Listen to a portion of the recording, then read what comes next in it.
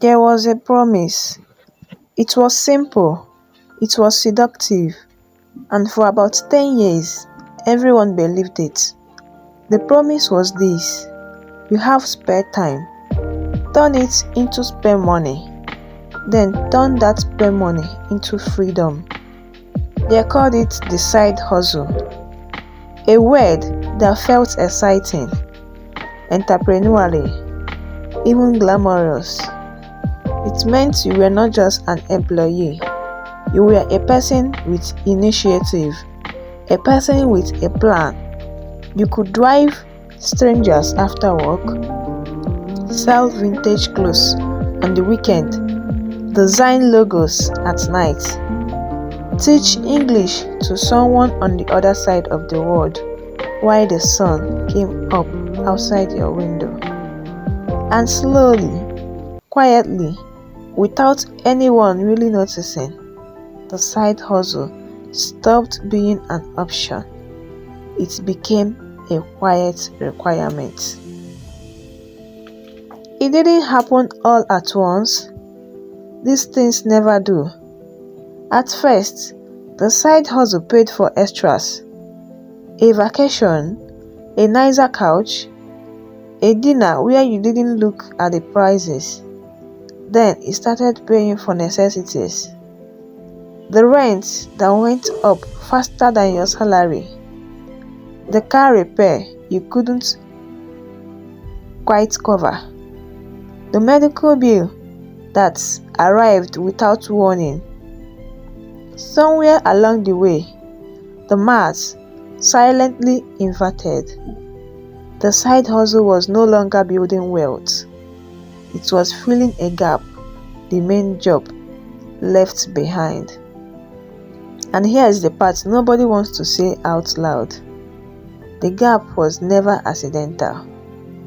The gap became the business model.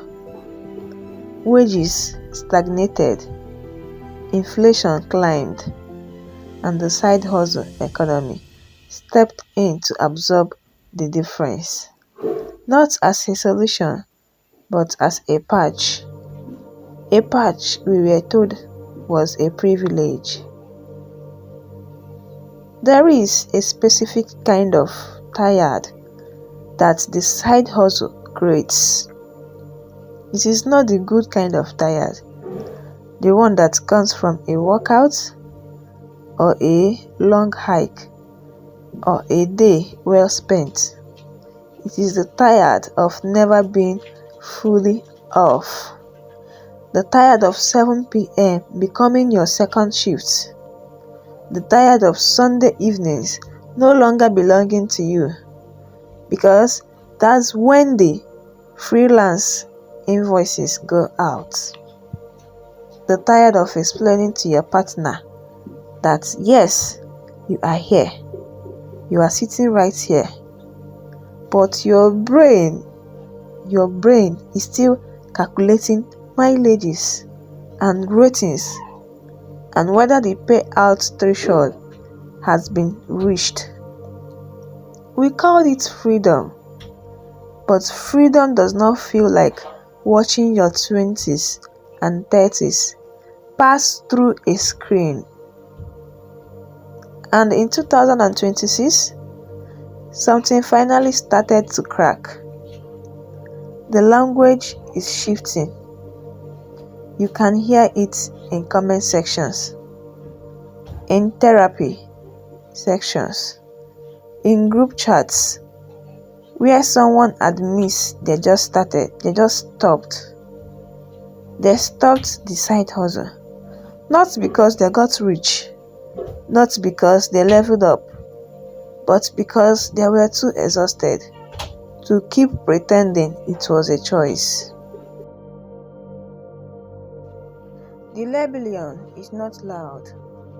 There are no protests, no manifestos, no viral movements. It is happening in small, private decisions. People are choosing to earn less and live more narrowly. They are choosing hobbies that make no money. They are choosing to say the words, "I can't afford that." not a confession of failure, but as an act of boundary. The soft life movement, loud budgeting, the slow retreat from ambition as identity. All of these are not trends. They are symptoms. Symptoms of a generation realizing that hustling harder was never going to close a gap that was designed to stay open. The side hustle did not die because people got lazy. It died because people finally did the math, not just on their bank accounts, but on their bodies, their sleep, their relationships, their years.